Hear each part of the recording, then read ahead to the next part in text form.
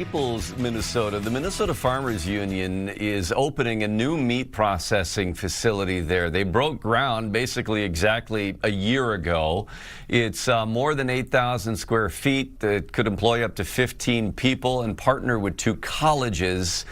Those are just some of the reasons for this to open up here. So joining us now with the Minnesota Farmers Union is Dave Endicott, the Special Projects Coordinator. Thanks for being with us, Dave.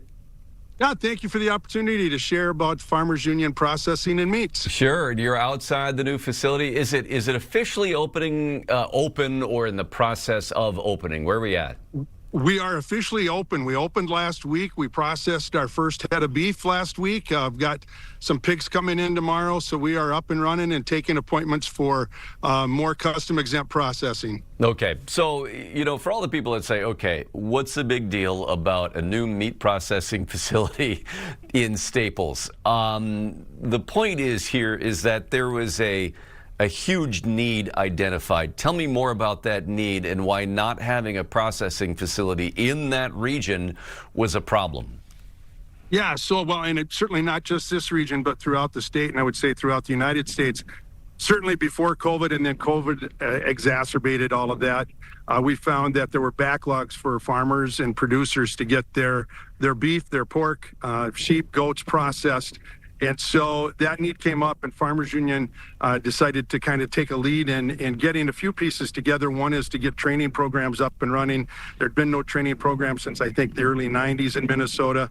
Central Lakes College and Ridgewater College both started meat processing, meat butcher classes about 4 years ago now, 3.5 years ago.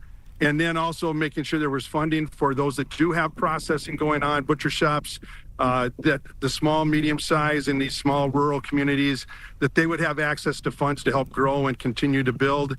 And then also opening our own facility that will hopefully by sometime in July will be a USDA facility. And there's no USDA facilities in the vicinity around here, 5-6 county regions. So filling a gap for farmers that want to go sell elsewhere with their meat. Well, so then what really was the impact about not having that facility there on those farmers? I mean, were they just not able to have as much livestock as they wanted, or what was really the effect right down to the farmer? Yeah, great question. So a combination of things. One is, fewer people that were producing those foods. They had to drive far more distance to get butchering done, or they had to time it right. Sometimes there was a year and a half wait to get into a butcher shop. So it became difficult for them to plan it, to make it so that it was a sustainable, profitable enterprise for them.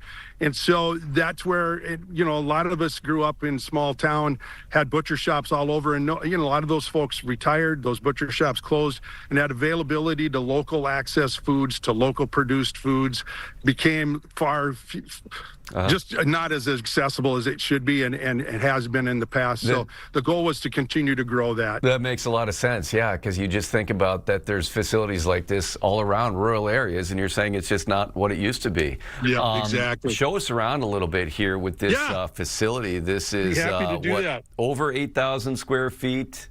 Yeah, over 10,000 Over 10,000 now, okay. Yeah. All right. And get my camera turned around here for you. There we go. So, all right, we'll head into the main area here. So this is a combination here of, let's see, what did I read about? That there's a mobile unit as well inside, a trailer in there. So what all? Yeah, as our architect will tell you. Yeah, I'm sorry to interrupt. As our architect will tell you, very unique in that we have this pole building with the office space, bathrooms, break rooms. We also have a mobile harvest unit. Use mobile a little bit loosely. We're heading to that direction right now. It's a 50-foot trailer that we can do the harvesting in that will be available to the colleges. And sorry, it's going to be a little bit loud here. That's all right. That'll be available to the colleges for training purposes with harvesting or slaughter. And we'll get you to the back of that. We'll start with where it all begins, actually, just kind of in the barn area. And we'll take a quick look. I see. Okay. Yep. So everything's enclosed here. We're trying to make sure we have as little impact as possible on the community. And then we'll get you into this mobile harvest unit. I see that. Busy clean. So tell me about, too, the partnership with the local colleges, because that was also impacting kind of the ecosystem here of meat processing in rural areas, is that people just weren't learning this as much? Well, we did. There were just no training programs that were available. So you can see this is where the harvesting piece comes, and then there's a cooler going forward there. So I won't bore you with that. But so what happened is when I actually used to be the dean at Central Lakes College, and I helped start the meat cutting and butchery program there. And what we discovered when we researched is in all of North America, there were only 7 college programs that were offering that kind of training. So I'll flip this back around. So we really wanted to make sure that not only were we providing some resources for people to have butcher shops, but also to make sure we had trained people coming out of these schools to fulfill the workplace needs that were there. Okay. And then how much does something like this kind of tie into, I mean, I've seen it said in some of the stuff that's been written about it, is the idea of farm to table, the idea about fresh foods grown locally and not going through major corporate processing. Yeah, so I think there's a few different pieces. One is getting locally produced food that enables folks to go farm to school. As we have more schools doing that, we also have more and more folks that are going farm to the restaurant, going into the grocery stores, and they're getting locally processed foods, which is really fantastic. About 85% of our meat is produced by 4 the big 4 producers. And so this enables us to, excuse me. I'm giving you a workout. Yeah, it's good. It's good. I need the steps. I'm going to go ahead and turn it around again. So it gives us a chance to hopefully get some succession planning. And this is our cut and wrap room. Yeah.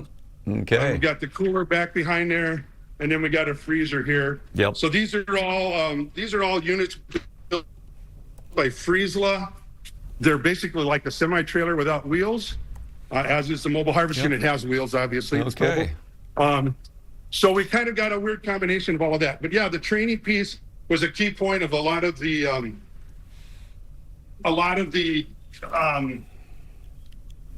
grants we got to help support this and to support colleges in their development of programs as well. All right. Well, appreciate the tour. I'm sorry to wear you out wandering through every nook and cranny, holding a phone in your hand. But again, this is a big asset to the area around there, and it's interesting to learn why, because it's not something I would stop and think about that, oh, this was a missing piece, but the way it can function in the local economy for farmers, in the farm to table, farm to restaurant, and just in the training piece as well. So, all right. We're excited to be here, be a part of the community, and I look forward to serving those folks that have a need here. So. All right. Minnesota Farmers Union.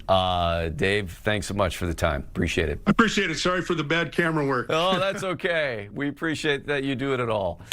All right. Thanks so much. Time to take a break here.